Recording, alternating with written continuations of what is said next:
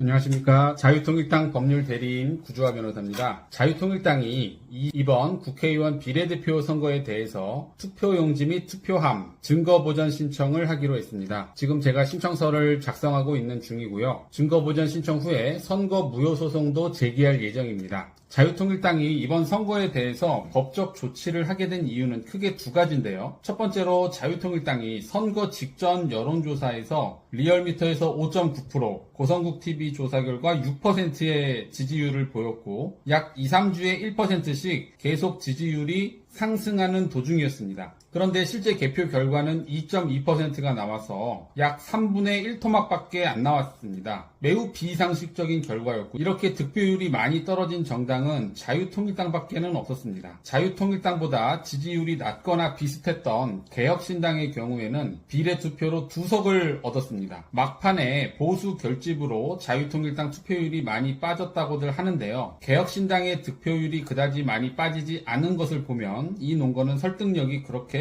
커 보이지 않습니다. 두 번째로는 이번 선거에서 비례대표 투표에서 무효 투표용지가 무려 130만 표가 나왔다는 겁니다. 이건 매우 중요하죠. 이건 너무 많이 나왔는데요. 그래서 제가 비례투표가 실시된 이후 모든 선거에 대한 비례투표 무효표 비율을 계산해 봤습니다. 그 결과는 매우 충격적이었는데요. 비례투표가 처음 실시된 17대 국회의원 선거 경우에 전체 2128만 표 중 무효표가 29만 표로 무효표 비율이 1.4%였어요. 그리고 18대 선거의 경우에는 비례투표 1714만 표 중 무효표가 28만 표로 무효표 비율이 1트, 0.2% 올랐죠. 19대 선거의 경우에는 2133만 표 중 무효표가 47만 표로 무효표 비율이 2.2%가 됐습니다. 직전보다 0.6%가 또 올랐습니다. 점점 올라요.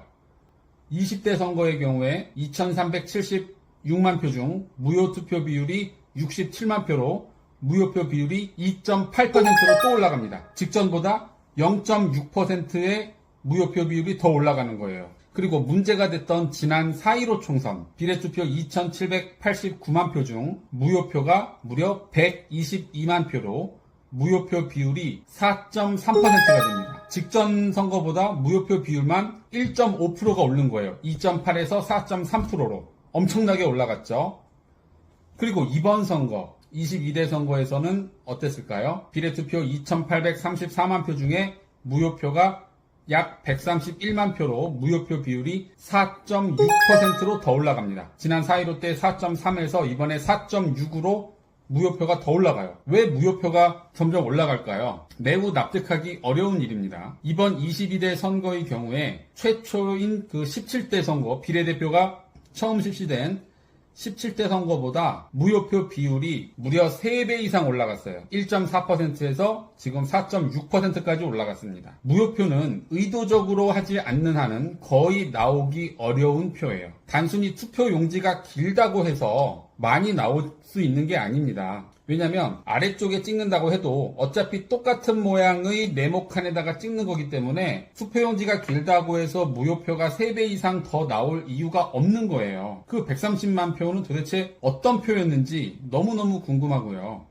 이런 이유로 자유통일당은 몇 군데 지역구를 지정해서 투표용지 및 투표함, 그 무효표를 포함해서 보전 신청을 할 것입니다. 네, 여러분들의 많은 관심과 응원을 부탁드립니다.